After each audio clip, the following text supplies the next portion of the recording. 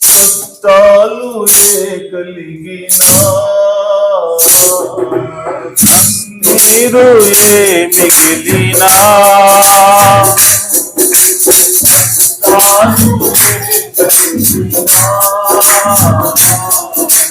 కన్నీరు మిగిలినా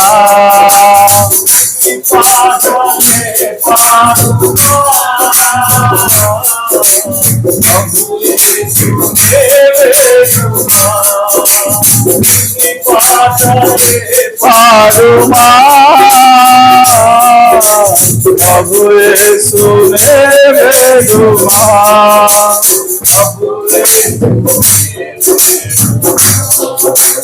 హల్లెలూయా హల్లెలూయా హల్లెలూయా హల్లెలూయా హల్లెలూయా హల్లెలూయా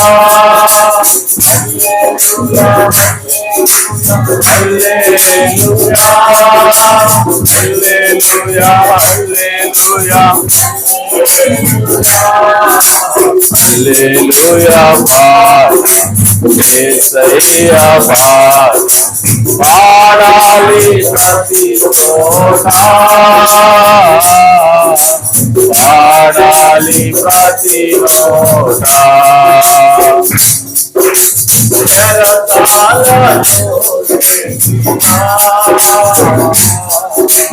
కొండాలు బిగించినా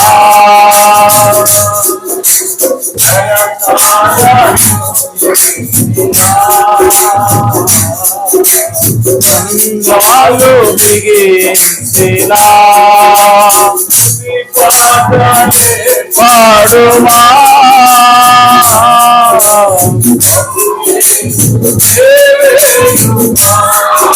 స్తుతి పాటలే పాడుమా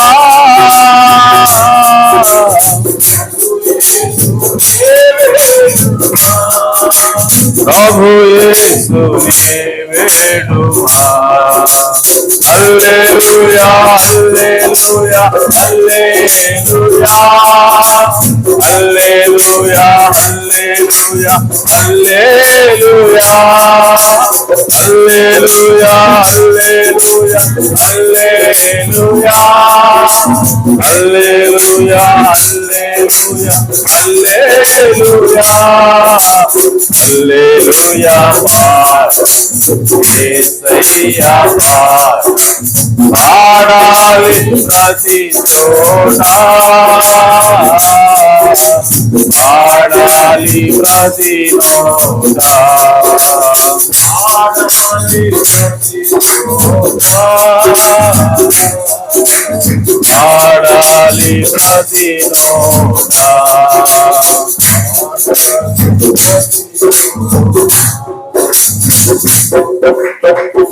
హల్లెలూయా హల్లెలూయా దేవునికి స్తోత్రం. మరి చదువుని వాక్య భాగం నుంచి ఉదయకాల సమయంలో చిన్న అంశము అదేంటంటే మర్మమైన బబులోను మరియు ఎలుగుబంటి.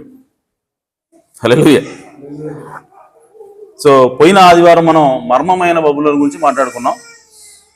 ఆమేన్. సో మర్మమైన బబులోను అంటే అది ఈ కాలంలో రోమన్ క్యాథలిక్ సంఘం అని. ఆమేన్. ఒకప్పుడు అది సైనిక శక్తిగా ఉన్న రోము ఇప్పుడు మత శక్తిగా మారిందని మనం మాట్లాడుకున్నాం. హల్లెలూయా. సో ఇప్పుడు ఈరోజు దేని గురించి మాట్లాడుకుంటున్నాం అంటే మనం ఆ మత శక్తిగా మారినటువంటి రోము ఎంతోమంది పరిశుద్ధుల యొక్క రక్తాన్ని త్రాగింది, ఎంతోమందిని హతమార్చింది. సో ఇప్పుడు దేవుడు దానికి శిక్ష తీసుకురాబోతా ఉన్నాడు, దేవుడు దానికి తీర్పు తీర్చబోతా ఉన్నాడు. అయితే దేని ద్వారా ఎవరి ద్వారా తీర్పు తీర్చబోతాడు అన్నది ఈరోజు మనం మాట్లాడుకోబోతున్నాం. హల్లెలూయా. ఎందుకంటే దేవుని పిల్లల్ని హింసించిన వాళ్ళని లేదంటే హత్య చేసిన వాళ్ళని దేవుడు ఎప్పుడు కూడా మరి తీర్పు తీర్చకుండా వదిలిపెట్టేవాడు కాదు. హల్లెలూయా. కాబట్టి దేవుని పిల్లలకి హాని చేశారు కాబట్టి మరి ఆ మర్మమైనటువంటి బబులోనికి లేదంటే ఆ మృగం మీద కూర్చున్నటువంటి స్త్రీకి ఖచ్చితంగా దేవుడు తీర్పు తీర్చబోతా ఉన్నాడు. అయితే ఎవరి ద్వారా తీర్పు తీర్చబోతా ఉన్నాడు అన్నది ఈరోజు మన అంశమైనది. హల్లెలూయా. సో ఈరోజు మనం చూసుకుంటే దానియేలు 2వ గ్రంథం 32వ వచనంలో మనం చూసాము. అదేంటంటే ఆ ప్రతిమ యొక్క శిరస్సు మేలిమి బంగారమయమైనది ఉన్నది. సో శిరస్సు ఏమో బంగారము, అది దేన్ని సూచిస్తా ఉందంటే బబులోను రాజ్యాన్ని సూచిస్తా ఉందని మనం అంతకుముందు చెప్పుకున్నాం. ఆమేన్. ఆ తర్వాత దాని రొమ్మును భుజములను వెండి. ఆమేన్. సో భుజాలు ఎన్ని ఉంటాయండి? ఒకటి ఉంటుందా, రెండు ఉంటుందా? రెండు ఉంటాయి. కానీ రాజ్యము ఒకటే. ఆమేన్. అలాగే రొమ్ములు ఎన్ని ఉంటాయి? రెండు ఉంటాయి. కానీ రాజ్యము ఒకటే. రెండు రొమ్ములు, రెండు భుజాలు, కానీ ఒకే రాజ్యాన్ని సూచిస్తూ ఉన్నాయి. అంటే దాని అర్థం ఆ రాజ్యము రెండు భాగాల కలయిక. హల్లెలూయా. సో కాబట్టి ఆ రాజ్యం ఏంటో ఈరోజు మనము చూడాలి. అలాగే ఈ రెండవ రాజ్యం ఏదైతే ఉందో, భుజాలు అలాగే రొమ్ము, ఈ రాజ్యము బంగారం తర్వాత వచ్చింది. ఆమేన్. సో బంగారం బబులోను రాజ్యం అయితే, ఈ రాజ్యం ఏదైతే ఉందో భుజాలు వెండి, ఇది అంటే బంగారం తర్వాత అనగా బబులోను తర్వాత వచ్చేటువంటి రాజ్యాన్ని సూచిస్తూ ఉంది. హల్లెలూయా. సో బబులోను తర్వాత వాళ్ళ మీద యుద్ధం చేసి వాళ్ళని గెలిచి వాళ్ళ తర్వాత రాజ్యాన్ని పరిపాలన చేసింది ఎవరు అని అంటే మాదీయులు, పారసీకులు. హల్లెలూయా. అంటే అక్కడ రెండు భాగాలు ఉన్నాయని దేవుడు ముందుగానే చెప్తా ఉన్నాడు. ఒక్క రాజ్యం కాదు అది. మాదీయులు ఉన్నారు, అలాగే పారసీకులు అనేటువంటి ఇద్దరు రాజులు, లేదంటే ఇద్దరు ప్రజలు లో నుంచి వచ్చినటువంటి రాజులు, వాళ్ళు ఒక రాజ్యంగా ఏర్పడి, ఒక శక్తిగా ఏర్పడి బబులోను మీద దాడి చేసి బబులోన్ని వాళ్ళు నాశనం చేస్తారని దేవుడు ముందుగానే దానియేలు యొక్క ఆ దర్శనం ద్వారా దేవుడు చెప్తా ఉన్నాడు. హల్లెలూయా. సో కాబట్టి ఈ వచనం ప్రకారంగా శిరస్సు అనేటువంటి బబులోని నాశనం చేసింది ఎవరు అనంటే మాదీయ పారసీకులు. హల్లెలూయా. సో బబులోని మీదకి తీర్పును తీసుకొచ్చేటప్పుడు, బబులోను మీదకి ఒక శిక్షణ తీసుకొని వచ్చేటప్పుడు దేవుడు ఎవరిని వాడుకున్నాడంటే అక్కడ మాదీయ పారసీకులను వాడుకున్నాడు. హల్లెలూయా. అలాగే ప్రియ సహోదరి సహోదరులారా, దేవుడు మర్మమైనటువంటి బబులోను కూడా చూస్తా ఉన్నాడు. మత సంబంధమైనటువంటి బబులోను మనం చూసాం. మత సంబంధమైనటువంటి బబులోను ఏంటి ఈరోజు అనంటే అది రోమన్ క్యాథలిక్ అయినది, అది ఒక సంఘశాఖ అయినది. అనగా దేవుని వాక్యాన్ని మనుషుల యొక్క మాటలతోటి, మనుషుల యొక్క ఆలోచనతోటి కలిపి చెరిపింది కాబట్టి అది ఒక సంఘశాఖగా అయింది. ఆ కలపటం ద్వారా అది వ్యభిచారం చేస్తా ఉంది దేవుని యొక్క వాక్యంతో. కాబట్టి దేవుడు దానికి తీర్పు తీర్చబోతున్నాడు ఈ రోజుల్లో ఏదో ఒక రోజు. అయితే ఈరోజు మీరు ఏమనుకుంటున్నారు, మరి దానికి తీర్పు తీర్చేటప్పుడు ఈ రోజు ఎవరిని వాడుకుంటాడు దేవుడు? ఆ రోజు భౌతిక సంబంధమైనటువంటి బబులోను ఇశ్రాయేల్ దేశాన్ని పట్టుకుని ఇశ్రాయేల్ మీద దాడి చేసి వాళ్ళని బందీలుగా తీసుకుపోయినటువంటి బబులోని నాశనం చేయడానికి దేవుడు, దాని మీద శిక్ష తీసుకురావడానికి దేవుడు మాదీయ పారసీకులను వాడుకుంటే, మరి ఈ రోజు కూడా మరి మర్మమైనటువంటి బబులోను దేవుని పరిశుద్ధుని అనగా రోము, మర్మమైన బబులోను ఏదో కాదు, ఇది రోమన్ క్యాథలిక్ అన్నది, దాని మీద శిక్ష తీసుకోవడానికి ఈరోజు దేవుడు మరలా అదే మాదీయ పారసీకులను వాడుకోబోతున్నాడు. హల్లెలూయా. సో ఎప్పుడు కూడా వాక్యం అనేది, ఆ ప్యాటర్న్ అనేది, అంటే ఆ పోలికలు అనేవి మారవండి. దేవుడు ఎప్పుడు కూడా ఆ విధంగానే పనిచేస్తూ ఉంటాడు. హల్లెలూయా. కాబట్టి ఈరోజు ప్రియ సహోదరి సోదరులారా, ఆ మాదీయ పారసీకులు ఎవరు అని అంటే అది 7వ అధ్యాయం ఒకసారి తీయండి. దానియేలు గ్రంథంలో 7వ అధ్యాయము, దానిలో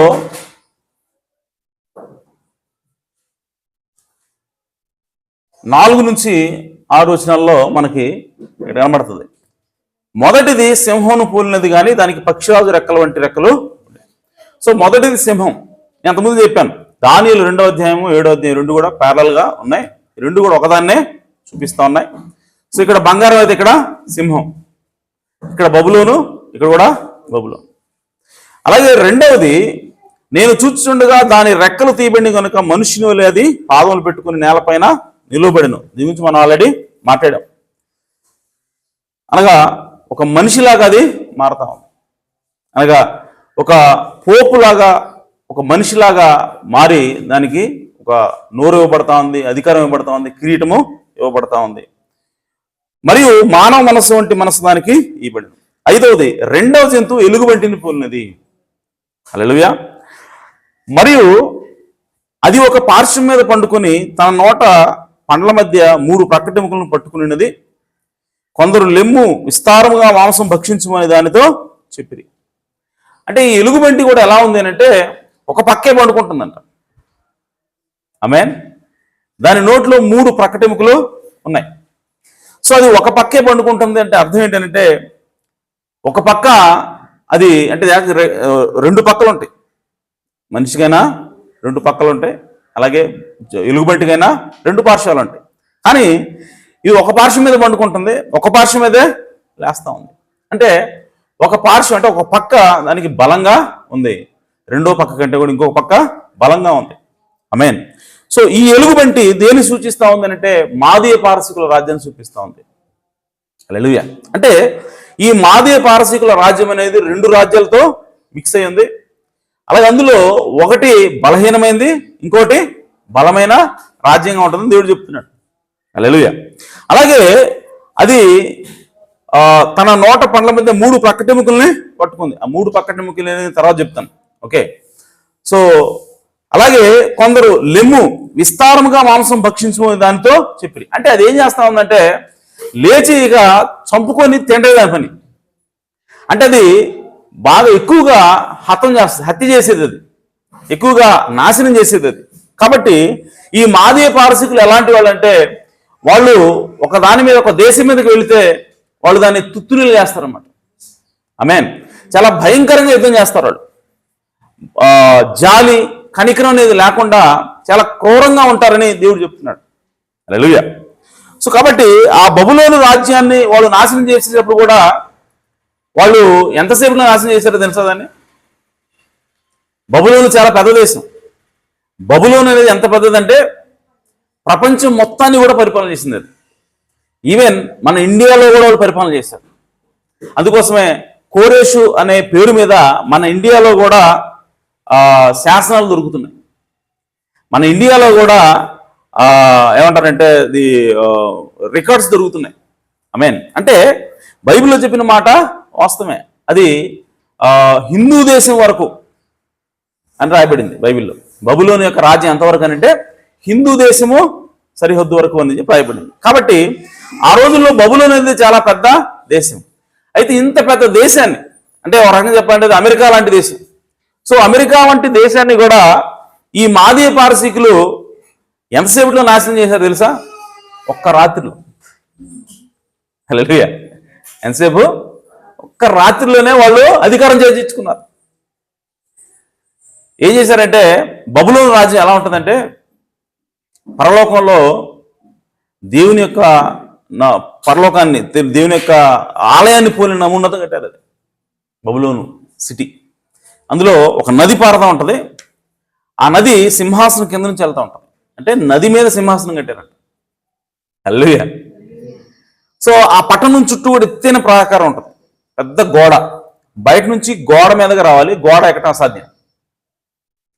అంటే ఆ బబులోను రాజ్యం ఆ పట్టణంలోకి పోవాలంటే, దాన్ని క్యాప్చర్ చేయాలంటే అసలు అది వల్ల కాదు. కానీ మాదీయ పారసీకులు వచ్చి దాన్ని పట్టుకున్నారు. ఒక్క రాత్రిలో దాన్ని గెలుచుకున్నారు. ఎలా గెలుచుకున్నారు తెలుసా? రాజులు వేసేసారు ఫస్ట్ రాగా. ఎప్పుడే మీరు గమనించండి, యుద్ధం అనేది ఎప్పుడు అవుతుంది అంటే రాజుని చంపేస్తే అయిపోద్ది ఇంకా. ఆమేన్. అయితే వాళ్ళు ఏం చేశారంటే రాజుని చంపడానికి ముందు రాజుని టార్గెట్ చేశారు. సైన్యాన్ని చంపుకుంటూ వచ్చి రాజుని చంపడం కాదు, ఏకంగా రాజుని వాళ్ళు టార్గెట్ చేసి చంపారు. ఎలాగనంటే ఆ నది ఏదైతే వస్తుందో ఆ నదిని ఆపేశారంటాడు. నదిని ఆపేసేసరికి నది ఫ్లో అనేది ఆగిపోయింది. ఆ ఎండిపోయిన నది గుండా వాళ్ళు ప్రయాణం చేసి సింహాసనం దగ్గరకు వచ్చి సింహాసనం మీద ఉన్న రాజుని చంపేశారు. సింపుల్ అయిపోయింది, ఒక రాత్రిలో అయిపోయింది మొత్తం. సో అటువంటి భయంకరమైనటువంటి రాజ్యము మాదీయ పారసీకులని బైబిల్లో రాయబడతా ఉంది. ఆమేన్. అయితే ప్రియ సోదరి సోదరులారా, అలాగే ప్రకటన గ్రంథంలోకి వెళదాం. ప్రకటన గ్రంథంలో ఇంకొక వాక్యం చదువుతాను. 17వ అధ్యాయం.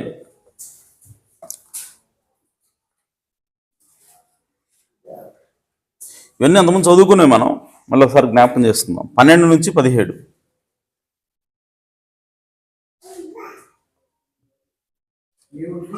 నీవు చూచిన ఆ 10 కొమ్ములు 10 మంది రాజులు, వారు ఇదివరకు రాజ్యమును పొందలేదు గాని ఒక గడియ క్రూర మృగముతో కూడా రాజుల వలె అధికారం పొందుదురు. ఆమేన్. ప్రవక్త ఈ వచనం తీసుకుని ఆయన ఏమన్నాడంటే, వీళ్ళు రాజుల వలె అధికారం పొందుతారు అంటే వీళ్ళు నిజానికి రాజులు కాదు. వీళ్ళు ఎవరు అని అంటే ప్రవక్త అన్నాడు, వీళ్ళు నియంతలు అన్నాడు. హల్లెలూయా. అలాగే ఇంకా ఆయన ఏమన్నాడంటే, వీళ్ళు నియంతలు కాబట్టి వీళ్ళు కమ్యూనిస్టులు అన్నాడు ప్రవక్త. ఆమేన్. ఎందుకంటే ఇప్పుడు మోడర్న్ చరిత్ర మనం కనుక పరిశీలన చేస్తే ప్రపంచవ్యాప్తంగా ఏ దేశాల్లో అయితే డిక్టేటర్స్ ఉన్నారో, ఏ దేశాల్లో అయితే నియంత్రణలు ఉన్నారో ఆ దేశాలన్నీ కూడా కమ్యూనిస్ట్ దేశాలే. ఆమేన్. కాబట్టి ఈ లేఖనం తీసుకుని ప్రవక్త ఏమన్నాడంటే, ఈ కాలానికి ఆయన అప్లై చేసి, సో ఆ 10 మంది రాజుల అధికారం పొందారు కాబట్టి వాళ్ళు డిక్టేటర్స్, వాళ్ళు నియంతలు.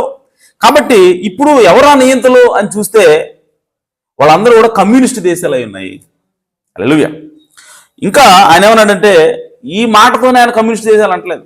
ఇంకా ఆయన ఏమంటాడంటే అవి కమ్యూనిస్ట్ దేశాలే అని చెప్పడానికి ఆయన కిందకి ఇంకా చదువుతున్నాడు. ఆయన ఏమంటాడంటే, వీరు ఏకాభిప్రాయం గలవారై తమ బలమును అధికారమును ఆ మృగములకు అప్పగింతురు.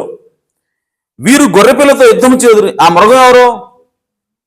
ఓకే, గుర్తుపెట్టుకోండి, మృగానికి అప్పగించారంట. ఆ మృగం ఏంటో నేను మళ్ళీ చెప్తాను. 14వ వచనం, వీరు అనగా ఈ 10 మంది రాజులు గొర్రెపిల్లతో యుద్ధం చేతురు.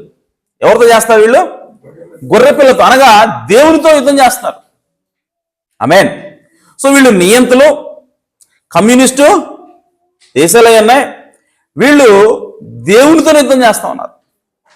సో ఇప్పుడు ఖచ్చితంగా చూస్తే ఈ ప్రపంచ దేశాల్లో మేము దేవుని నమ్మము, దేవుడికి మాకు సంబంధమే లేదు అని ప్రకటించే దేశాలు ఏవైనా ఉన్నాయనంటే అవి కమ్యూనిస్ట్ దేశాలే. హల్లెలూయా. సో అవి ఎందుకు దేవుడిని నమ్మట్లేదు అన్న విషయాన్ని అంతకుముందు చెప్పా. ఓకే. సో ఎందుకంటే ఈ రోమన్ క్యాథలిక్ వాళ్ళు డబ్బుల్ని గుంజడం వల్ల ఆ ప్రపంచంలో ఉన్నటువంటి అనేక ఏ దేశాలు అయితే రోమన్ క్యాథలిక్ సంఘాలు ఉన్నాయో వాళ్ళని లూటు చేశారంట. వాళ్ళ ఆస్తులు కూడా రాయించుకున్నారంట. ఎవరైతే ఆ రోమన్ క్యాథలిక్ చర్చికి వెళ్తారో ఆ చర్చికి వెళ్ళే ప్రజల దగ్గర ఉన్నటువంటి ఆస్తులు కూడా వాళ్ళు చర్చి పేరు మీద రాయించుకున్నారు. సో ఆ విధంగా ప్రజల్ని పేదవాళ్ళు చేస్తున్నారు అన్న ఉద్దేశంతో, లూటీ చేస్తున్నారు అన్న ఉద్దేశంతో ఆ కమ్యూనిస్ట్ దేశాలన్నీ కూడా వాళ్ళకి ఏమనిపించిందంటే, అసలు మాకు దేవుడే వద్దు, దేవుడు ఉంటే ఈ విధంగా చేస్తాడా, దేవుడు ఉంటే ఈ విధంగా పేదవాళ్ళగా చేస్తాడా, మా భూములన్నీ కూడా లాక్కుని ఇప్పుడు పాస్టర్ గారులే భూస్వాములు అయిపోయారు. పాస్టర్ గారులే భూమి మీద హక్కు, యాజమాన్య హక్కు ఉంది. వాళ్ళు పంట పండించుకోవచ్చు, వాళ్ళు అన్నీ మెయింటైన్ చేస్తారు. ఫ్యాక్టరీలు కట్టుకుంటున్నారు, హాస్టల్ కడుతున్నారు, కాలేజీలు కడుతున్నారు, హాస్పిటల్ కడుతున్నారు, అన్ని వాళ్ళే చేస్తున్నారు. వాళ్ళ మీద మేము వాళ్ళకు పొలాలు అప్పగించి మేము వాళ్ళ దగ్గర అడుక్కునే వాళ్ళగా పోవాల్సిన పరిస్థితి వచ్చింది. దీనికి అంతటికీ ఒక కారణం ఏంటంటే సంఘం అన్నది. సంఘం ఎందుకోసం వచ్చిందంటే దేవుడు ఉన్నాడని. అసలు దేవుడే లేడంటే ఈ సంఘం ఉండదు. మన సంఘానికి పోవాల్సిన అవసరం లేదు. కాబట్టి అసలు మాకు దేవుడే వద్దని నిర్ణయం తీసుకునే కమ్యూనిస్ట్ దేశాలు. కాబట్టి వాళ్ళు దేవుడు అన్న పదానికి వ్యతిరేకం. హల్లెలూయా. కాబట్టి ప్రియ సోదరి సోదరులారా, ప్రవక్త ఈ వచనం తీసుకున్నాను ఏమన్నాడంటే అవి కమ్యూనిస్ట్ దేశాలు ఉన్నాయి, వాళ్ళు దేవునితోనే యుద్ధం చేస్తారు అని అన్నాడు. ఆమేన్. రైట్. ఇప్పుడు ఇంకా కింద చదివితే, మరియు ఆ దూత నాతో ఎలాగో చెప్పాను, ఆ వేశ్య కూర్చున్న చోట నీవు చూచిన జలములు ప్రజలను, జన సమూహములను, జనములను, ఆయా భాషలు మాట్లాడమని సూచించును. నీవు ఆ 10 కొమ్ములు గల ఆ మృగమును చూచితే వారు ఆ వేశ్యను ద్వేషించి, ఇప్పుడు చూడండి, అంతకుముందు ఆ 10 మంది రాజులు ఏం చేశారంటే ఆ మృగానికి అధికారం ఇచ్చారు. కానీ ఈ 16వ వచనంకి వచ్చేసరికి వాళ్ళు ఏమంటారంటే ఆ 10 కొమ్ములు ఆ మృగమును చూచివే, ఆ 10 కొమ్ములు గల మృగాన్ని చూచావు కదా, వారు ఆ వేశ్యను ద్వేషించి, వారు అనగా 10 మంది రాజులు, ఆ 10 మంది రాజులు వేశ్యను ద్వేషిస్తున్నారట. ఆమేన్. అనగా సంఘాన్ని ద్వేషిస్తా ఉన్నారు. అనగా ఆ వేశ్య ఎవరో తెలుసు మనకి, ఆర్సీఎం అయినది, రోమన్ క్యాథలిక్ అయినది, దాని వాళ్ళు ద్వేషిస్తా ఉన్నారు. ద్వేషించి ఏం చేస్తారంట, దానిని దిక్కులేని దానిగాను దిగంబరిని గాను చేసి దాని మాంసము భక్షించి అగ్ని చేత దానిని బొత్తిగా కాల్చివేతురు. హల్లెలూయా.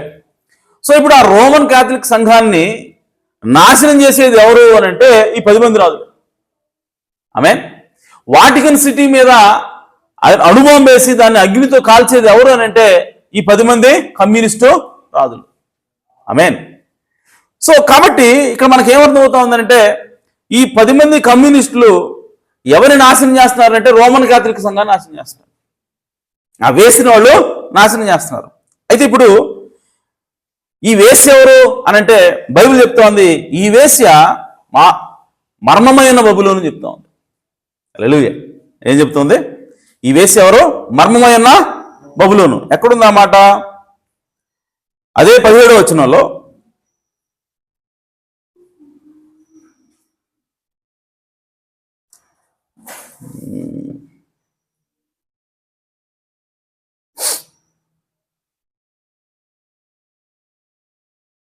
మర్మమైన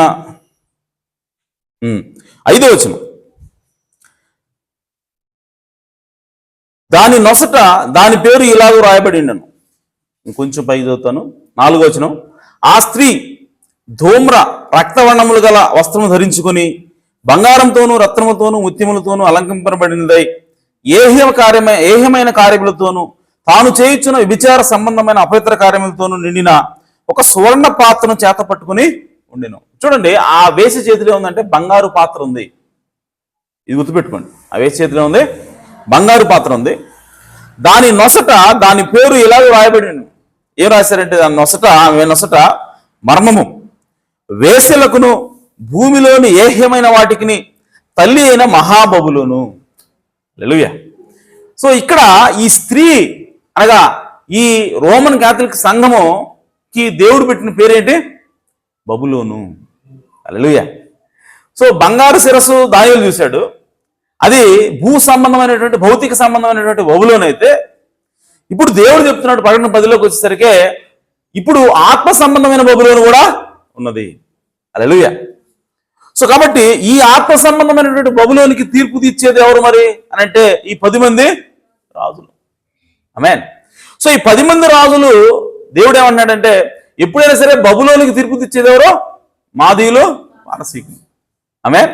ఎప్పుడైనా సరే బబులోనికి తీర్పు తీర్చేది ఎవరు అని అంటే ఎలుగుబంటి. ఎవరు ఆడుకుంటాడు? దేవుడు ఎలుగుబంటిని ఆడుకుంటాడు. కాబట్టి ఈ 10 మంది రాజులు కమ్యూనిస్టులు కదా, అనగా రష్యా లాంటి దేశాలు. ఆమేన్. ఇప్పుడు మాదీయ పారసీకులు ఎవరు అని అంటే ఇప్పుడు రష్యా అయి ఉండాలా? హల్లెలూయా. ఎవరు ఉండాలి? రష్యా ఉండాలి.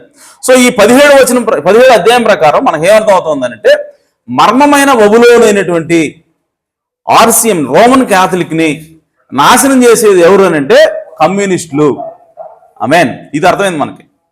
ఓకే, చూడండి, ఎక్కడ దానియేలు గ్రంథం 2000 సంవత్సరాల క్రితం అనగా 4000 సంవత్సరాల క్రితం రాయబడినటువంటి దానియేలు గ్రంథం, 2000 సంవత్సరాల క్రితం రాయబడిన ప్రకటన గ్రంథం, ఇవన్నీ కూడా దేని గురించి మాట్లాడుతున్నాయంటే ఇప్పుడున్న రాజకీయం గురించి మాట్లాడుతున్నాయి.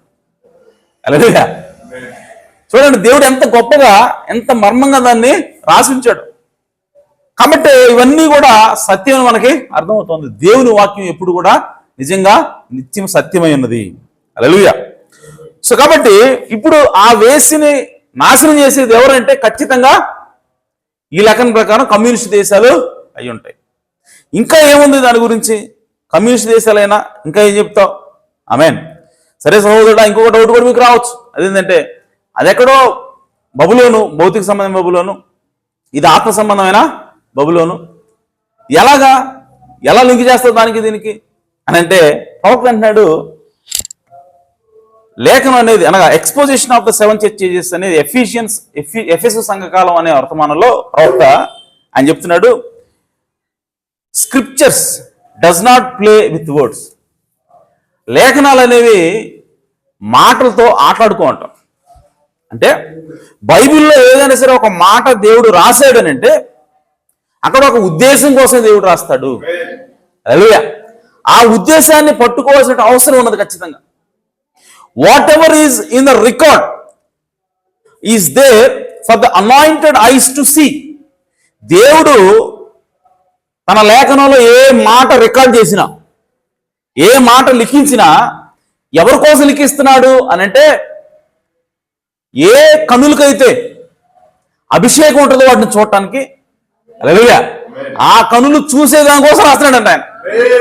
హల్లెలూయా. సో కాబట్టి ఈరోజు ప్రియ సోదరి సోదరా ఇక్కడ రాయబడింది ఏమిటి అని అంటే కొమ్ములను రాయబడింది, రాజుల్లాగా అధికారం రాయబడింది, గొర్రెపిల్లను ద్వేషిస్తారని రాయబడింది. కానీ గొర్రెపిల్ల, కొమ్ములు, ద్వేషించడం ఈ మాటలన్నీ కూడా దేవుడు ఎందుకు పెడతా ఉన్నాడు అక్కడ అని అంటే ఆ మాటల వల్ల కానటువంటి అంతరార్థాన్ని మనం పట్టుకోవాలి. హల్లెలూయా. పైకి చూస్తే కొమ్ములు కదండి, రాజుల్లాగా ఉన్నారు కదా, నియంతలు అంటారేంటి? ఆమేన్. దేవుని ద్వేషిస్తున్నాయి, గొర్రెపిల్లల్ని మీద యుద్ధం చేస్తున్నాయి అని చెప్పి ఆట రాస్తే నువ్వేంటి కమ్యూనిస్ట్ దేశాలు అంటావేంటి అని అంటే ఆ మాటలు ఎందుకు రాశాడంటే దేవుని యొక్క ప్రవక్తని అర్థం చేసుకొని రాశాడు. హల్లెలూయా. ఆ మాటలు అర్థం కావాలంటే దేవుని చేత ఆత్మ చేత అభిషేకించబడిన ఒక ప్రవక్త మనకు అవసరమైనది. హల్లెలూయా. కాబట్టి ఈ దినాల్లో దేవుడు ఒక ప్రవక్తను పంపించి ఆయన తన ఆత్మ చేత అభిషేకించి దాని యొక్క అర్థాన్ని దేవుడు బయటికి చెప్తా ఉన్నాడు. అలాగే ప్రవక్త అంటాడు స్క్రిప్చర్స్ ఆర్ డ్యూయల్ మీనింగ్ అంటాడు. స్క్రిప్చర్స్ హ్యావ్ డ్యూయల్ మీనింగ్ అంటే వాటికి లేఖనం ఒకటే, కానీ ఒకటేమో 2000 సంవత్సరాల క్రితం అప్లై అయితే ఇంకోటి 2000 సంవత్సరాల తర్వాత అప్లై అవుతుంది.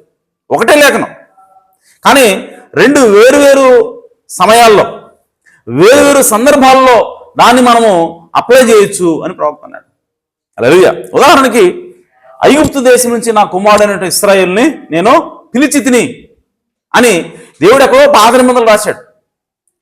అదే మాటని యేసుక్రీస్తు గురించి కొత్త నిబంధనలో ఈ సువార్తకారులు దాన్ని కోట్ చేస్తున్నారు.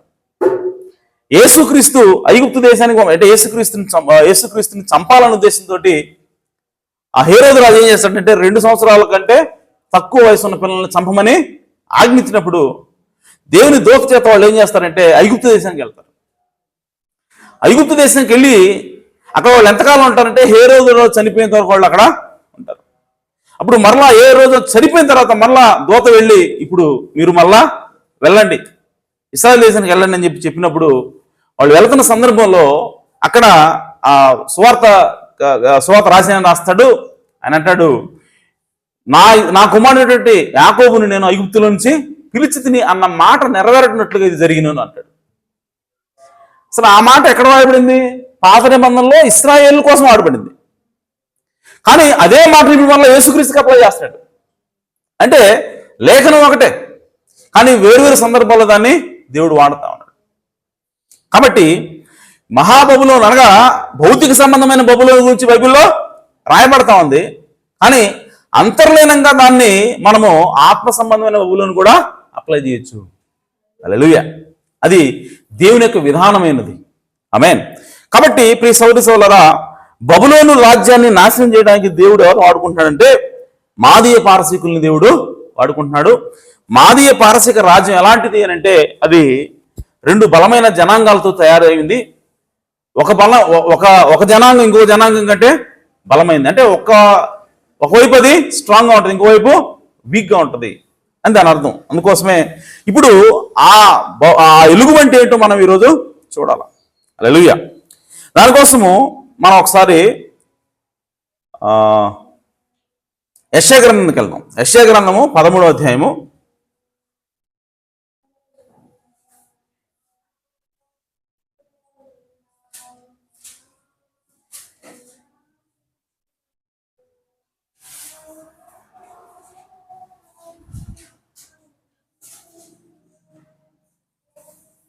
'ఆమోజు కుమారుడైన యెషయాకు బబులోను గూర్చి ప్రత్యక్షమైన దేవోక్తి. సో ఎవరి గురించి వచ్చింది? అది బబులోను గురించిన దేవోక్తి యెషయాకి వచ్చింది. 6వ వచనం చూడండి.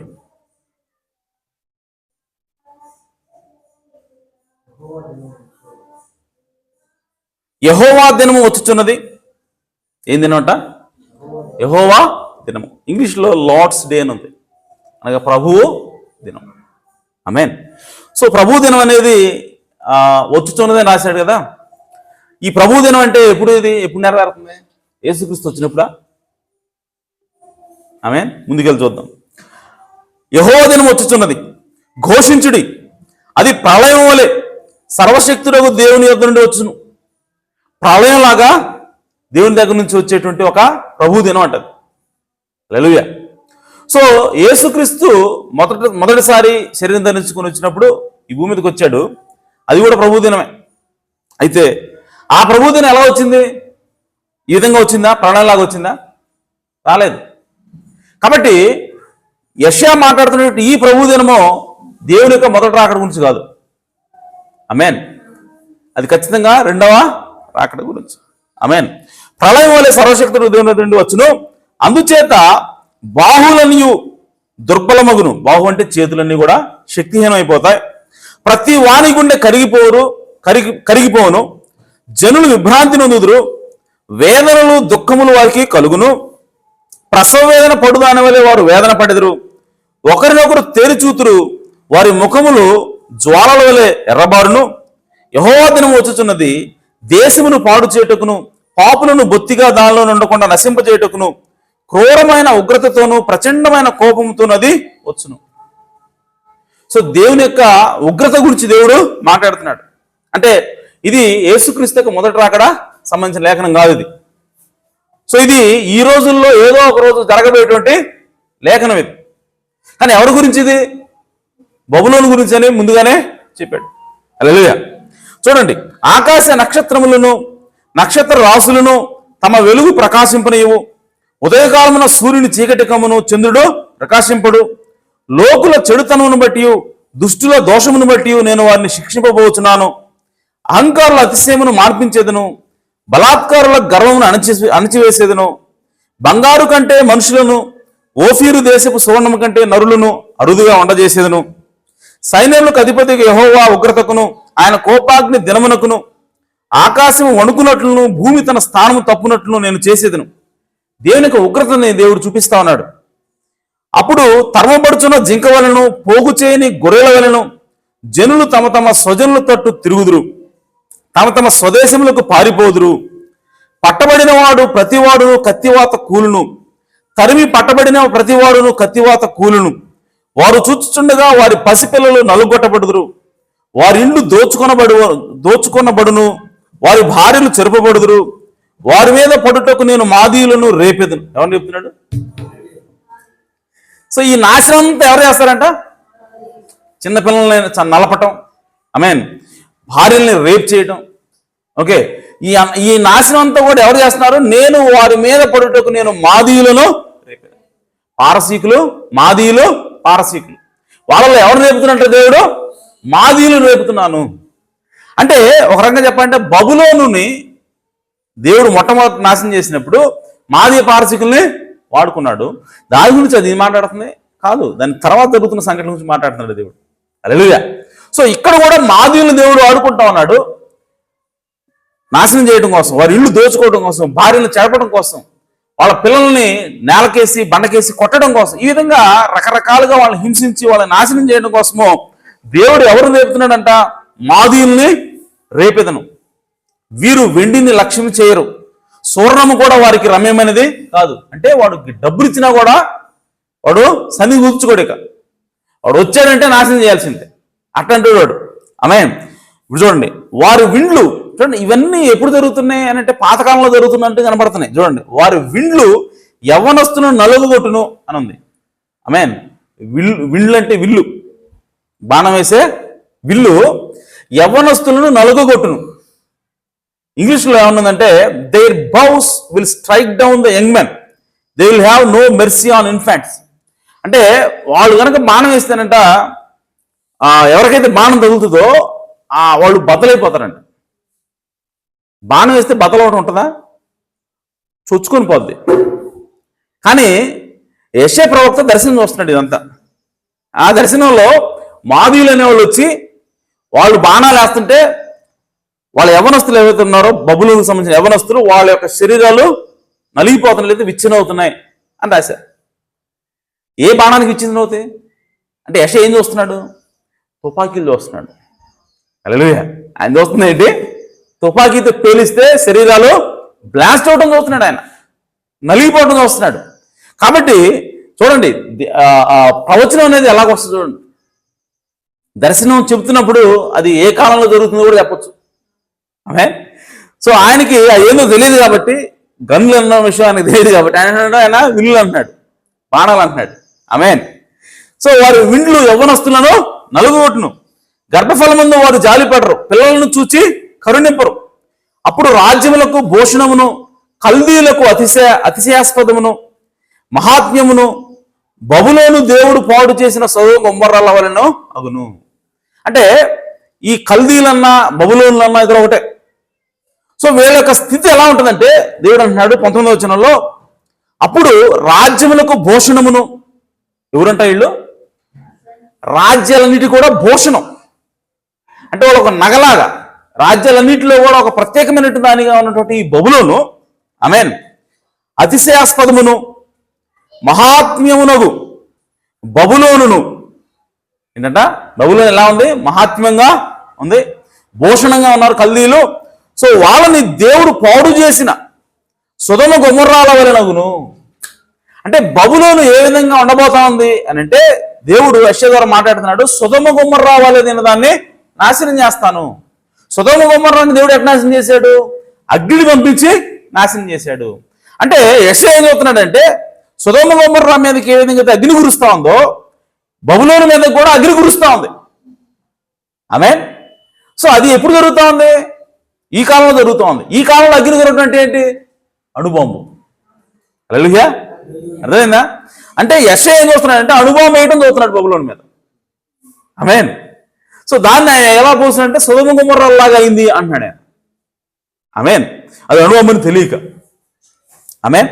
సో కాబట్టి అది ఇంకా అంటున్నాడు, అది అణుబాంబే అని చెప్పడానికి ఇంకా రీజన్ ఏంటంటే అది మరి అన్నడను నివాస స్థలముగా ఉండదు, తరతరములకు దానిలో ఎవరునూ కాపురం ఉండడు, అరబీలులో ఒకడైనను అక్కడ తన గుడారము వేయడు. అంటే అసలు ఎక్కడ నివసించడానికి యోగ్యం కాని భూమిలాగా మారబోతుంది అది. ఆమేన్. అరేబీయులు అంటే ఎడారిలో నివసించేవాళ్ళు. ఎడారిలో నివసించేవాడు కూడా అక్కడ ఉండలే అంట. ఎప్పుడు? అది అగ్ని చేత కాల్చబడిన తరువాత. అంటే అణుబాంబు వేసినటువంటి రేడియేషన్ వల్ల అక్కడ ఎవడో కూడా నివసించడానికి అనుకూలంగా ఉండదు. కనీసం గడ్డి మొక్క కూడా మళ్ళదంట. హిరోషిమా నాగసాకి అనేటువంటి జపాన్ పట్టణాల మీద బాంబు వేస్తారు, అణుబాంబు. ఇప్పటికీ కూడా అక్కడ పంట పండదు. ఆమేన్. ఇప్పుడు కూడా అక్కడ నివాస యోగ్యంగా లేదు అది. ఎందుకంటే అక్కడికి వెళ్ళి నివాసం చేసే వాళ్ళకి ఏదో ఒక అంగవైకల్యత వస్తుందంట. ఆ రేడియేషన్ ఇంకా ప్రభావం ఉంది. కాబట్టి అణుబాంబు ఒక చోట పడితే అక్కడికి వెళ్ళి నివాసం చేయడం అనేది ఇక జరగదు. సో అందుకోసం అంటే ఎందుకు చెప్తున్నాడు ప్రవక్త, యెషయా ప్రవక్త అంటే ఆయన చూసింది అణుబాంబు. ఆమేన్. సో బబులోను మీదకి ఈ రోజుల్లో ఏం జరగబోతా ఉందో దాన్ని దేవుడు ఏ విధంగా నాశనం చేయబోతున్నాడో దేవుడు యెషయా ద్వారా చెప్తా ఉన్నాడు. అలాగే ఎవరి ద్వారా నాశనం చేయాలో కూడా చెప్తున్నాడు. ఎవరు వాళ్ళు అనంటే మాదీయ పారసీకులు. మాదీయుల ద్వారా నేను దాన్ని నాశనం చేస్తాను. ఆ రోజు బబులోను నాశనం చేసింది కూడా ఎవరో? మాదీయులే. ఆమేన్. మరలా దేవుడు అంటున్నాడు, నేను మరలా దాన్ని నాశనం చేస్తాను, మరలా ఎవరిని ఉపయోగించు మాదీయులను నేను ఉపయోగించుకుంటాను. ఆమేన్. చూడండి, గొర్రెల కాపుర్లు తమ మందలను అక్కడ పరుండనీయరు, ఎందుకంటే గడ్డి ఉండదు అక్కడ. ఆమేన్. అణుబాంబు వేస్తే అక్కడ గడ్డి కూడా మలవదు. చూడండి ఎంత పర్ఫెక్ట్ గా దేవుడు. ఆమేన్. ఈ రోజుల్లో అణుబాంబు వేస్తే ఎలా ఉంటుంది మొత్తం యెషయా ప్రవక్త చూపిస్తున్నాడు ఆయన. అంటే యెషయా ప్రవక్త ఏం చూశాడంటే ఖచ్చితంగా ఈ రోజుల్లో అణుబాంబులు యెషయా ప్రవక్త చూశాడు. హల్లెలూయా. కాబట్టి ప్రియ సోదరి సోదరులారా, ఇక్కడ దేవుడు ఏం చెప్తున్నాడంటే బబులోన్ని ఏ విధంగా నాశనం చేయబోతున్నాడో చెప్తున్నాడు. ఆమేన్. అలాగే ఆ బబులోను ఏంటో కూడా దేవుడు చెప్తున్నాడు. ప్రకటన గ్రంథంలో ఆ బబులోను ఎవరు? రోమను క్యాథలిక్ అయినది. రోమన్ క్యాథలిక్ సంఘము అది హెడ్ క్వార్టర్ ఎక్కడ ఉంది? అది వాటికన్ సిటీలో ఉంది. ఆ సిటీ ఎన్ని కొండల మీద కట్టబడింది? 7 కొండల మీద కట్టబడింది. ఇవన్నీ కూడా బైబిల్లో దేవుడు రాసిపెట్టాడు. హల్లెలూయా. ఆ మృగానికి ఎన్ని తలలు ఉన్నాయి? 7 తలలు ఉన్నాయి, 10 కొమ్ములు ఉన్నాయి. దేవుని యొక్క వాక్యం ఏమంటుంది? 7 తలలు అనగా 7 కొండలు. ఆ స్త్రీ కూర్చున్న 7 కొండలు అని ఉంది. ఆమేన్. అలాగే ఆ 7 కొండలు అంటే 7 కొండల మీద కూర్చున్న ఆ స్త్రీ ఎవరంటే ఏమనుంది? మళ్ళీ ఆ స్త్రీ ఆ పట్టణం అని ఉంది. అంటే ఒక స్త్రీ ఉంది, స్త్రీ ఏమో పట్టణం అయితే ఆ పట్టణం 7 కొండల మీద కూర్చుని ఉంది. అనగా 7 కొండల మీద కూర్చున్న ఒక పట్టణం అని దేవుడు చెప్తున్నాడు ప్రకటన గ్రంథంలో. హల్లెలూయా. సో 7 కొండల మీద కూర్చుని ప్రపంచంలో ఉన్నటువంటి రాజులందరినీ కూడా కంట్రోల్ చేస్తున్నటువంటి పట్టణం ఈ రోజుల్లో ఏముంది అని అంటే వాటికన్ సిటీ. హల్లెలూయా. అది తప్ప ఇంకేది కూడా లేదు. దేవుడు డైరెక్ట్గా చెప్తున్నాడు, వాటికన్ సిటీని దేవుడు చూపిస్తా ఉన్నాడు బైబిల్ నుంచి. కాబట్టి ఇప్పుడు ఆ వాటికన్ సిటీని దేవుడు ఏమంటున్నాడంటే మర్మమైన బబులోను అంటున్నాడు. సో ఈ మర్మమైన బబులోన్ని కూడా నాశనం చేయడానికి మరి ఎవరు రావాలి? మాదీయ పారసీకులు రావాలి. హల్లెలూయా. సో మాదీయ పారసీకులు ఎక్కడి నుంచి వస్తారు అన్నది ఇంకో చోట దేవుడు చెప్తున్నాడు. ఇర్మియా గ్రంథం తీయండి ఒకసారి. ఈ మాదీయ పారసీకులు ఎవరో కాదు, రష్యా వాళ్ళు అని ప్రవక్తున్నాడు. ఆమేన్. ఎందుకు చెప్తున్నాడు ప్రవక్త, ఎలా చెప్తున్నాడు అని అంటే ముందు నేను లేఖనాలు చూపిస్తా, ఆ తర్వాత ప్రవక్త కోర్స్ చూపిస్తా. ఇర్మియా గ్రంథం 15వ అధ్యాయము మొదటి నుంచి.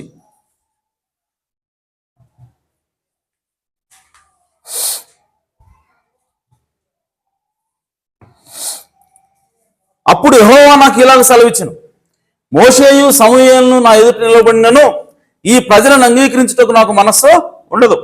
నా సన్నిధిని ఉండకుండా వారిని వెళ్ళగొట్టుము. మేమెక్కడికి పోదుమని వారు నిన్ను అడిగిన ఎడల నీవు వారితో ఇట్లనుము, యెహోవా ఈ మాట సెలవిస్తున్నాడు, చావునకు నియమింపబడిన వారు చావునకును, ఖడ్గమునకు నియమింపబడిన వారు ఖడ్గమునకును, క్షామమునకు నియమింపబడిన వారు క్షామమునకును, చెరకు నియమింపబడిన వారు చెరకును పోవలను. యెహోవా వాక్కు ఇదే, చంపుటకు ఖడ్గము, చీల్చుటకు కుక్కలు, తినివేయుటకును నాశనం చేయుటకును ఆకాశ పక్షులు, భూమృగములు అను ఈ 4 విధముల బాధలు వారికి నియమించి ఉన్నాను. యూదారాజైన హిజ్కియా కుమారుడు మనష్షే యెరూషలేములో చేసిన క్రియలను బట్టి భూమి మీద ఉన్న సకల రాజ్యముల్లోనికి ఇటు అటు చెదరగొట్టబడినట్లు వారిని అప్పగించుచున్నాను. యెరూషలేమా, నిన్ను కరుణించేవాడెవడు? నీ యందు జాలిపడు వాడెవడు? కుశల ప్రశ్నలు అడుగుటకు ఎవడు త్రోవ విడిచి నీ వద్దకు వచ్చును? యెహోవా వాక్కు ఇదే, నీవు నన్ను విసర్జించి ఉన్నావు, వెనుక తీసి ఉన్నావు గనుక నిన్ను నశింపజేయనట్లు నేను నీ మీదికి నా చేతిని చాచి ఉన్నాను. సంతాపపడి నేను విసికి ఉన్నాను. దేశ ద్వారములో నేను వారిని చాటతో తూర్పారపట్టుచున్నాను. నా జనులు తమ మార్గమును విడిచి నా యొద్దకు రారు గనుక వారిని సంతానహీనులుగా చేయుచున్నాను, నశింపజేయుచున్నాను. వారి విధవరాండ్రు సముద్రపు ఇసుక కంటే విస్తారంగా ఉందరు. మధ్యాహ్న కాలమున యవ్వనులు తల్లి మీదకి దోచుకుని వారిని నేను రప్పింతును. పరితాపమును భయములను అకస్మాత్తుగా వారి మీదకి రాజేతును. 7 కనిన స్త్రీ క్షీణించుచున్నది, ఆమె ప్రాణం విడిచి ఉన్నది. పగటి వేళన ఆమెకు ప్రొద్దుగుంకి ఉన్నది, ఆమె సిగ్గుపడి అవమానం నొందినది. వారిలో శేషించిన వారిని తమ శత్రువుల ఎదుట కత్తిపాలు చేసేదను. ఇదే యెహోవా వాక్కు. అలాగే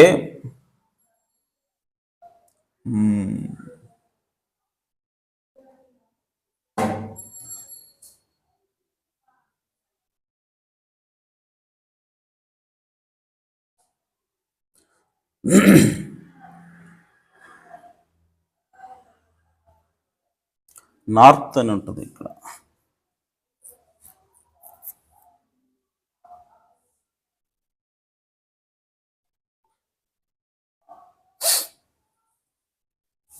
ఒక నిమిషం, ఉత్తర దిక్కు నుంచి అని ఉంటుంది చూడండి. 12 ఇనుమునైన ఉత్తరము నుండి ఇనుమునైనను ఉత్తరము నుండి వచ్చు ఇనుమునైనను కంచునైనను ఎవడైనను విరువగలడా? నా జనులారా, మీ ప్రాంతంలో మీరు చే సమస్త పాపమును బట్టి మీ స్వాస్థ్యమును విధులను క్రయము లేకుండా నేను దోపుడు సొమ్ముగా అప్పగించినాను. నేను ఎరుగని దేశంలో నీ శత్రువులకు నిన్ను దాసునిగా చేతును. నా కోపాగ్ని రగులుకొనుచు నిన్ను దహించును.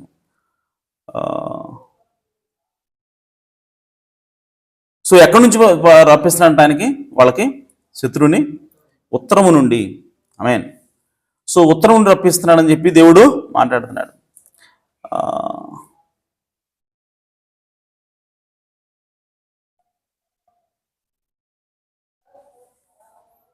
రాసుకున్నాను, రెఫరెన్స్ మిస్ అయింది.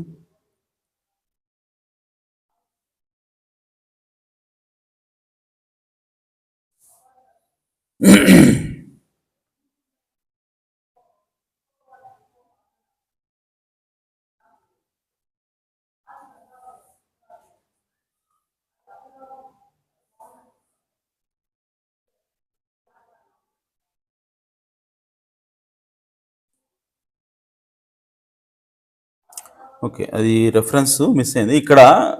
నేనేం చెప్పాలనుకుంటున్నానంటే, ఉత్తర దిక్కు నుంచి శత్రువులు వస్తారు అని చెప్పి మూడు నాలుగు సార్లు ఉంటుంది ఒకే అధ్యాయంలో. ఆ అధ్యాయంలో దేవుడు నొక్కి చెప్తున్నాడు, అంటే ఎక్కడి నుంచి వస్తారు శత్రువులు అని అంటే, నిన్ను నాశనం చేయడానికి ఉత్తర దిక్కు నుంచి నేను పంపిస్తాను.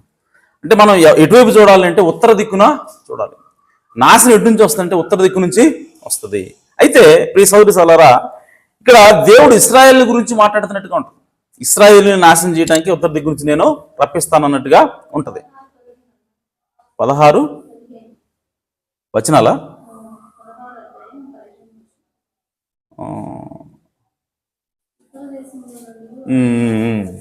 Right right.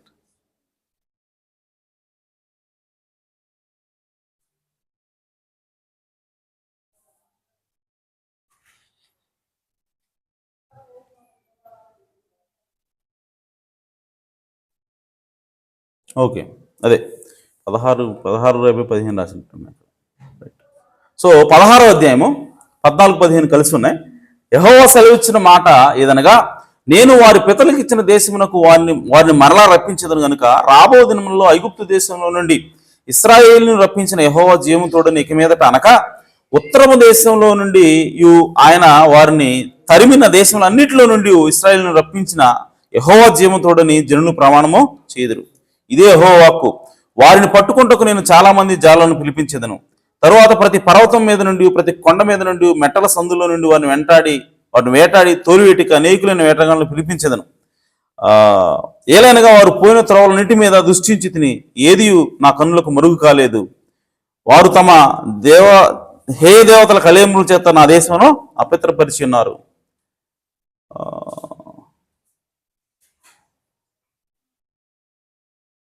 కాబట్టి ఇక్కడ దేవుడు ఏమంటున్నాడంటే, ఉత్తర దిక్కు నుంచి వాళ్ళకి తీర్పు వస్తుంది అని చెప్తున్నాడు. అంటే ఇక్కడ దేవుడు ఎవరి గురించి మాట్లాడుతున్నాడు అని అంటే, ఉత్తర దిక్కు నుంచి వచ్చేటువంటి శత్రువు గురించి దేవుడు మాట్లాడుతున్నాడు. అలాగే ఎవరికైనా ఇశ్రాయేలీయులకు అన్నట్టుగా మాట్లాడుతున్నాడు. అయితే ఇక్కడ దేవుడు ఎవరి గురించి మాట్లాడుతున్నాడంటే, ఎవరైతే దేవుని యొక్క మాట వినట్లేదు, ఎవరైతే దేవుని యొక్క వాక్యానికి లోబట్లేదో వాళ్ళ మీదకి ఎవరి ద్వారా దేవుడు నాశనాన్ని తీసుకొస్తున్నాడు అని అంటే, ఉత్తర దిక్కు నుంచి వచ్చే వాళ్ళ ద్వారా నేను తీర్పుని తీసుకొస్తాను.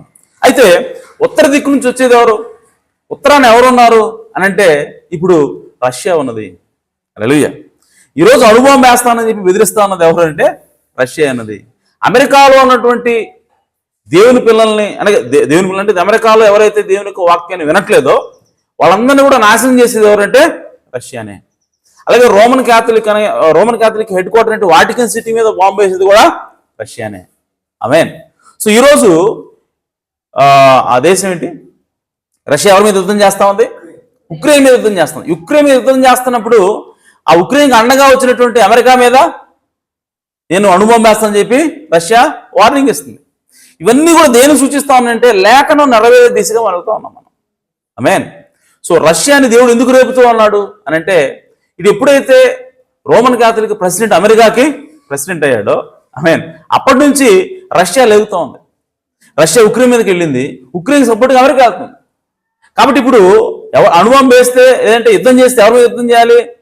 ఉక్రెయిన్ తరఫున వచ్చినా అమెరికా మీద కూడా రష్యా యుద్ధం చేయాలి. ఈరోజు ఏదో ఒక రోజు జరుగుతుంది. ఆమేన్. ఉన్న బలంగా ఒక్కసారిగా వాటికన్ సిటీ మీద బాంబేస్తుంది, అలాగే అమెరికా మీద కూడా బాంబేస్తుంది. ఎందుకనంటే ప్రకటన 13లో భూమి నుంచి వచ్చే క్రోమం ఒకటి ఉన్నది. అది గొర్రెపిల్ల కొమ్ములు కలిగిన మృగము. అదేం చేస్తా ఉందంటే, మొదటి మృగానికి ప్రతిమని తయారు చేసి అందరూ దీనికి మొక్కండి అని చెప్తా ఉంది. ఆమేన్. ప్రవక్త అన్నాడు, భూమిలో నుంచి వచ్చి గొర్రెపిల్ల కొమ్ములు కలిగినటువంటి కొమ్ములాంటి ఈ మృగం ఏమిటంటే ప్రవక్త అనేది అమెరికా అన్నాడు. హల్లెలూయా. సో ఈ అమెరికా ఏం చేస్తా ఉందంటే, రోమన్ క్యాథలిక్ సంఘం ఏదైతే సంఘశాఖ వ్యవస్థను ఏర్పాటు చేసిందో అలాంటి వ్యవస్థను ఇది కూడా ఏర్పాటు చేస్తుంది.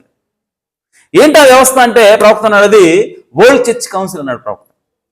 సంఘ సమాఖ్య, ప్రపంచ సంఘ సమాఖ్య. అంటే ప్రపంచంలో ఉన్నటువంటి క్రైస్తవులందరూ కూడా ఏకతాటి మీద ఉండాలి. ఈ పిలుపు ఎంత బాగుంది, అందరూ కలిసి ఉండాలి.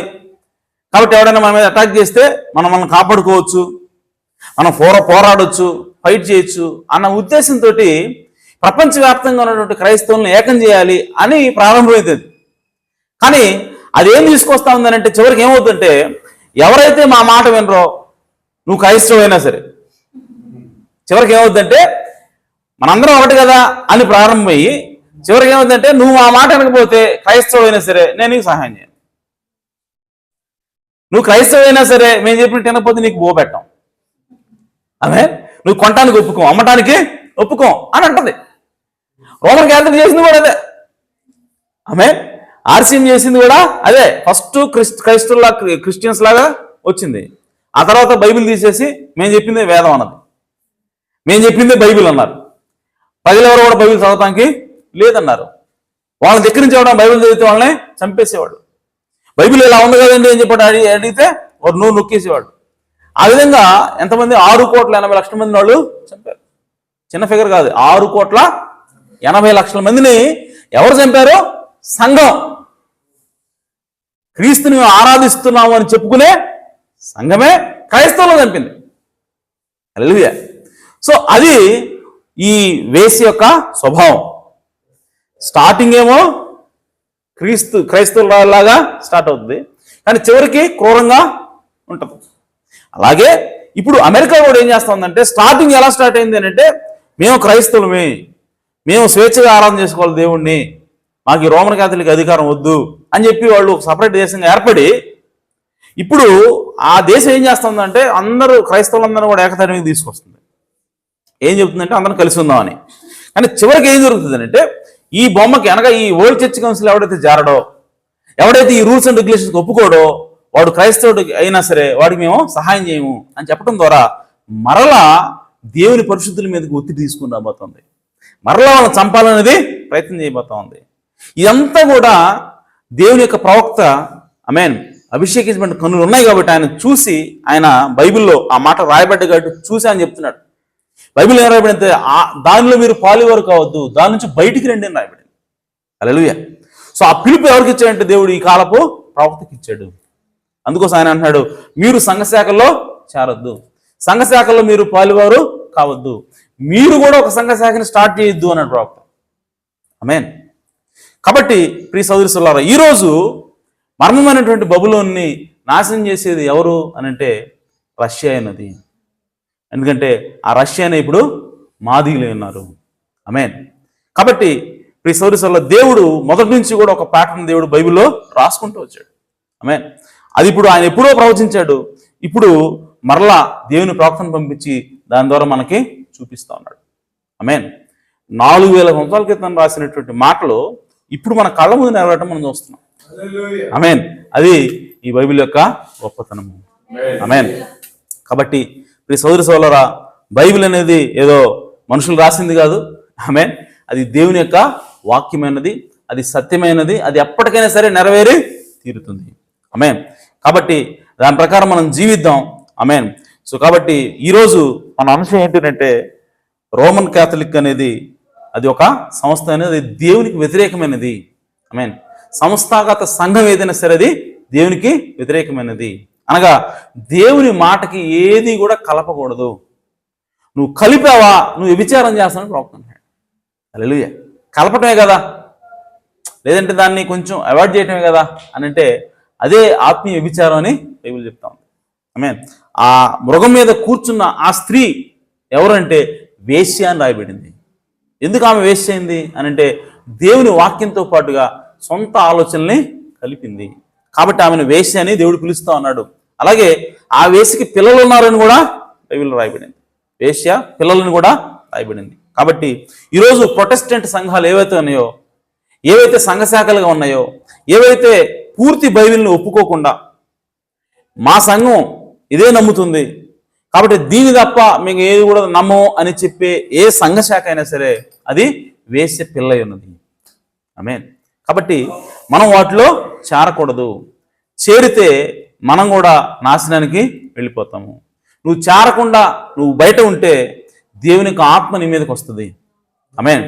దేవుడు నీకు విశ్వాసం ఇస్తాడు. ఈరోజు లేదో ఒక రోజు రష్యా వచ్చి అమెరికా మీద అణుబాంబేస్తుంది, వాటికన్ సిటీ మీద అణుబాంబేస్తుంది, 3వ ప్రపంచ యుద్ధం వస్తుంది. ఆ సమయంలో ఈ భూమి మీద ఉన్న వాళ్ళందరికీ కూడా మరణం, శ్రమలు, బాధలు వస్తాయి. ఆ అగ్ని పైనుంచి నువ్వు కొరవక ముందే, అణుబాంబు పైనుంచి పడకముందే నువ్వు ఈ భూమి నుంచి ఎత్తబడాలా. హల్లెలూయా. సో అలా ఎత్తబడాలి అంటే మనం ఖచ్చితంగా దేవుని యొక్క ఈ గడియ వర్తమానాన్ని మనము నమ్మాలి. ఈ గడియ వర్తమానాన్ని ఉన్నది ఉన్నట్టుగా అది నీకు అర్థమైనా కాకపోయినా నువ్వు నమ్మి తీరాల్సిందే. హల్లెలూయా. అలా నమ్మితే దేవుడు ఖచ్చితంగా నీకు ఎత్తబడే విశ్వాసాన్ని ఇస్తాడు. ఈ ఉగ్రత నుంచి దేవుడు నిన్ను తప్పిస్తాడు. ఆమేన్. కాబట్టి ఆ విధంగా మనం దేవుని యొక్క వాక్యాన్ని నమ్ముదాం, దాన్ని ఫాలో అవుదాం, మరి ఎత్తబడి దేవునితో సదాకాలము జీవిద్దాం. దేవుడు ఈ కొద్ది మాటలు దీవించును గాక. దేవుడు మిమ్మల్ని సమృద్ధిగా ఆశ్రయించును గాక. హల్లెలూయా. ఈ సమయంలో సాంగ్లు వచ్చి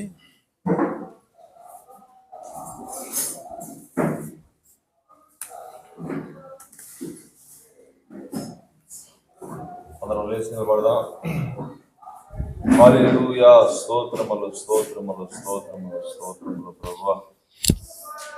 ఉదయకాల సమయంలో దాసు నిలబెట్టుకొని మర్మమై ఉన్న బొబ్బులను గురించి మాకు తెలియపరిచావు. నిజముగా నా తండ్రి, ఆ మర్మమై ఉన్న బొబ్బులను ఏదో కాదు, అది రోమన్ క్యాథలిక్ అని మాకు తెలియపరిచావు. నిజముగా దాని క్రియలు, దాని కార్యాలు ఎలా జరుగుతాయో, ఎలా చేస్తుందో నా తండ్రి, దాని గుట్టుని ఇప్పదీసి నా తండ్రి మాకు తెలియపరిచావు. యేసయ్య చూసినప్పుడు, ఇదిగో ఇల్లు విడిచినప్పుడు నా తండ్రి బాణం వదిలితే చర్మం చిట్లిపోయినట్లు చూడగలిగాడు. అదేదో కాదు నా తండ్రి, అది తుపాకని మాకు తెలియపరిచావు. అలాగే నా తండ్రి ఆకాశం నుండి అగ్నిపడి సొదొమ గొమొర్రా పట్టణం కాలిపోయినట్టు కాలిపోతుందని మాకు తెలియపరిచాం. అదేదో కాదు కానీ అణుబాంబులని నా తండ్రి, ఇదిగో అణుబాంబులు ఎటు నుంచి నా తండ్రి ఎవరేస్తారంటే దక్షిణ వైపు నుండి అనగా నా తండ్రి అయాది నా తండ్రి రష్యాని మాకు తెలియపరిచావు ప్రభువా.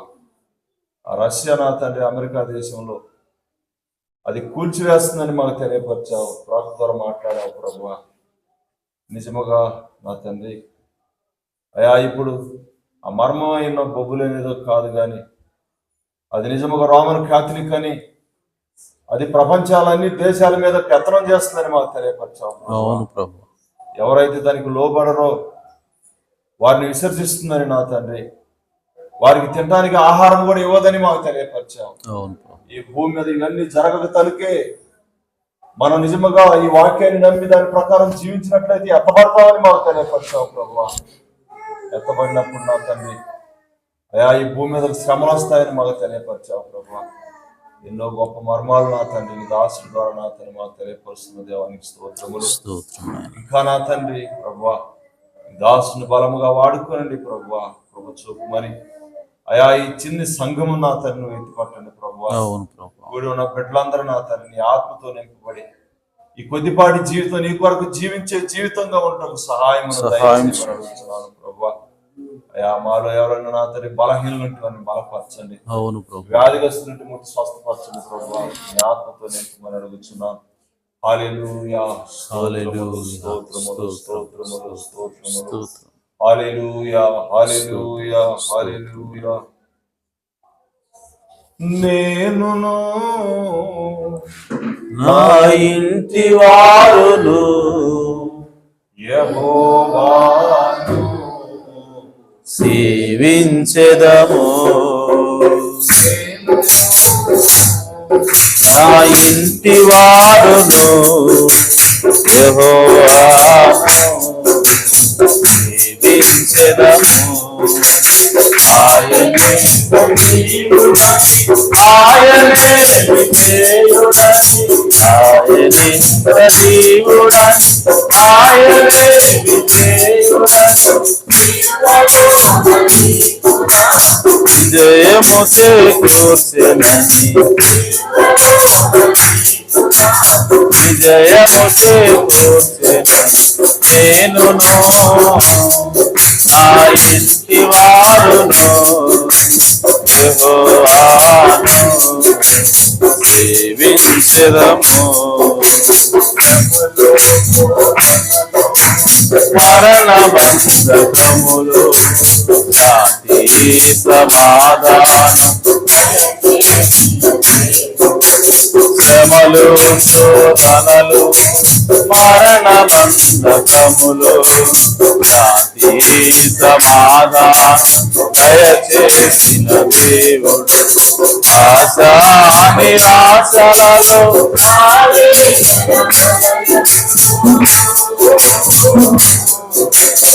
ఆశా నిరాశలలో ఆవేదన వలయం ఏ దేవుడు చేయలేని అద్భుతములు ఏ దేవుడు చేయలేని అద్భుతములు నేనును నా ఇంటి వారును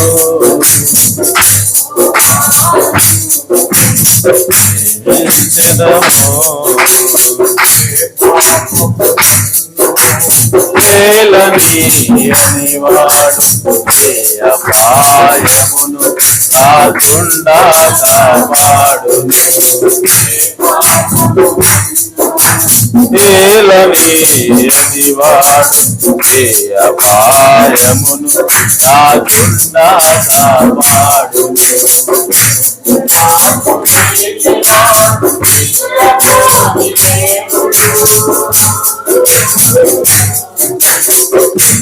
పాదులేని వాడు ఎదురపోని దేవుడు ఏలో నమ్మిన వారు నమ్మదగిన దేవుడు ఏలో నమ్మిన వారు నమ్మదగిన దేవుడు ఏలును నా ఇంటి వారును యెహోవాను సేవించెదము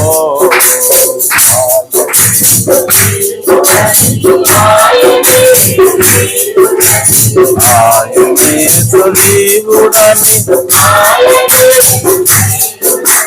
సిలువలో నీకు నాకు విజయము చేకూర్చెను సిలువలో నీకు నాకు విజయం చేకూర్చెను నేనును నా ఇంటి వారును యెహోవాను సేవించెదము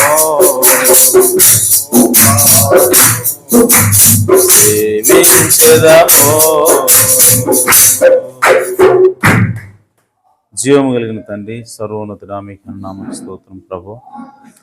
అయా నా తండ్రి బబులోను ఏ విధంగా మర్మమైన బబులోనుగా మారిందో ప్రభా, ఈరోజు ఆ మర్మమైనటువంటి బబులోను ఏ విధంగా ఆయన మీ పరిశుద్ధులపైన అధికారం చెలాయిస్తున్నదో, వారిని ఏ విధంగా నాశనం చేస్తున్నదో ప్రభా మాతో మాట్లాడవు నాయన. అలాగే నా తండ్రి ఆ బబులోను నాశనం చేయడానికి మీ చేతిలో ఏ విధంగా నా తండ్రి ప్రభా మాదీయులను పారసీకులను వాడుకుంటున్నావు ప్రభా, భౌతిక సంబంధమైనటువంటి బబులోను నాశనం చేయడానికి వాడుకున్నట్లుగానే ఆత్మ సంబంధమైనటువంటి బబులోను నాశనం చేయడానికి కూడా అయా రష్యా అనేటువంటి అయా మాదీయులను నువ్వు వాడుకుంటున్నావని అయా నా తండ్రి లేఖనాల నుంచి ప్రభువా నువ్వు స్పష్టంగా మాట్లాడావు ప్రభువా. ఈరోజు నాయన బైబిల్ ప్రభువా యొక్క ప్రవచనాలు మా కళ్ళ ముందే నెరవేరటం మేము చూస్తున్నాం ప్రభువా. అయా ఎంత గొప్ప గ్రంథము నాయన మీ గ్రంథం ప్రభువా, అది ఎంత సత్యమైనది ప్రభువా. ఈ గ్రంథము నాయన ప్రవచనాత్మకమైనదని ప్రభువా, అందులో రాయబడిన ప్రతి మాట కూడా సత్యమని మా కళ్ళ ముందే అది నెరవేరటం చూసినప్పుడు ప్రభు మాకు అర్థమవుతోంది నాయన. అందుని బట్టి మీ నామాన్ని స్తుతిస్తున్నాం, ఘనపరుస్తున్నాం ప్రభువా. అయ్యా ఇంకా మీ నామాన్ని ప్రభువా, మీ యొక్క వాక్యాన్ని మేము విశ్వసించడానికి సహాయం చేయండి ప్రభువా. ఇంకా నా తండ్రి మీకు నమ్మకంగా జీవించే భాగ్యాన్ని దయచేయండి ప్రభువా. అయ్యా ఆ దోషములను, అపరాధములను, అతిక్రమములను మన్నించండి ప్రభువా. అయ్యా మాకు సహాయం చేయమని ప్రార్థిస్తున్నాను ప్రభువా. కృప చూపించండి అయ్యా, దయచూపమని ప్రార్థిస్తున్నాను. ఇదిగో నాయన విత్తబడిన వాక్యమును అయ్యా నా తండ్రి 100 60 30 అయ్యా మీ బిడ్డల హృదయాల్లో మీరే ఫలింపచేయమని ప్రార్థిస్తున్నాను ప్రభువా. మేము వాక్యంగా మారడానికి మాకు సహాయం చేయండి ప్రభువా. ఇదిగో నాయన సంఘంలో ఎవరైతే ప్రభు అనారోగ్యంతో బాధపడుతున్నారో అయ్యా వారిని మీరు జ్ఞాపకం చేసుకునండి ప్రభువా. అయ్యా వారిని మీరు నా తండ్రి వారికి సంపూర్ణ స్వస్థత అనుగ్రహించండి ప్రభువా. అలాగే నా తండ్రి ఎవరైతే నాయన మానసికంగా కృంగి ఉన్నారో అయ్యా వారిని లేవనెత్తమని ప్రార్థిస్తున్నాను తండ్రి. అయ్యా నా తండ్రి కృంగిన వారిని లేవనెత్తే దేవుడు ప్రభువా. అయ్యా దీనులకు నాయన అండగా ఉండే దేవుడు ప్రభువా, సహాయం చేయమని ప్రార్థిస్తున్నాను. ఇదిగో నాయన అలాగే నా తండ్రి ఏ గృహంలో అయితే రక్షణ లేదు ఆ గృహంలో ప్రభు రక్షణ భాగ్యం దయచేయమని ప్రార్థిస్తున్నాను. ప్రభు ఆ కుటుంబం అంతా కూడా రక్షించబడి ఆ కుటుంబం అంతా కూడా నాయన మీ సన్నిధికి వచ్చి మిమ్మల్ని ఆరాధించే భాగ్యాన్ని దయచేయండి ప్రభు. ఇదిగో నాయన యెహోషువ అన్నాడు, మీరు ఆరాధించినా ఆరాధించకపోయినా నేను నా కుటుంబం అంతా కలిసి దేవుని ఆరాధిస్తామని చెప్పాడు ప్రభు. అలాగే కొన్నేలి నా కుటుంబంతో కలిసి మిమ్మల్ని ఆరాధించాడు ప్రభు. అలాగే మేము కూడా ఇక్కడున్న ప్రతి ఒక్కళ్ళం తండ్రి అయా నా తండ్రి కుటుంబాల వారిగా ప్రభువా మీ సన్నిధికి వచ్చి అయా రక్షించబడి ఆరాధించే భాగ్యాన్ని దయచేయండి. కృప తోడుగా ఉంచండి, సహాయం చేయండి. అలాగే మరి 13, 14 తారీఖుల్లో ప్రభువా మా సహోదరి పద్మ యొక్క వివాహం ప్రభువా ప్రధాన కార్యక్రమం, అలాగే వివాహం జరగబోతుండగా ప్రభువా సహాయం చేయండి. పెళ్లి పనులు ఆయన కృప చూపించండి, తోడుగా ఉండండి ప్రభువా. వివాహాన్ని నా తండ్రి మీ నామానికి మహిమకరంగా ప్రభువా నా తండ్రి నూతనంగా జతపరచబడినటువంటి వధూవరులకు ఆశీర్వాదకరంగా మీరే జరిగించండి. వాతావరణాన్ని అనుకూలంగా ఉంచండి అయ్యా, మీ కృప తోడుగా ఉంచండి. వారి ఇరువుని కూడా మీరు దీవించమని ప్రార్థిస్తున్నాం. సహాయం చేయండి. ఈ సమయంలో చేరొచ్చిన వాళ్ళందరినీ కూడా మీ చేతులు సమర్పించుకుంటూ అలాగే విత్తబడిన కానుకలు కూడా మీరు దీవించండి, ఆశీర్వదించండి ప్రభు. విత్తిన వారికి సమృద్ధిని దయచేయండి. పట్టజాలను విస్తారమైన కుమ్మరించమని దయచూపమని మా ప్రభువును రక్షకుడునైనా యేసుక్రీస్తు నామములో ప్రార్థించడి వేడుకుంటున్నాను పరమ తండ్రి. ఆమేన్. ఆమేన్. మన ప్రభు అయిన యేసుక్రీస్తు వారి కృపా సమాధానము సకల పరిశుద్ధులకు కూడిన మనందరకు సదాకాలం తోడేండును గాక. ఆమేన్. కుటుంబించబడింది.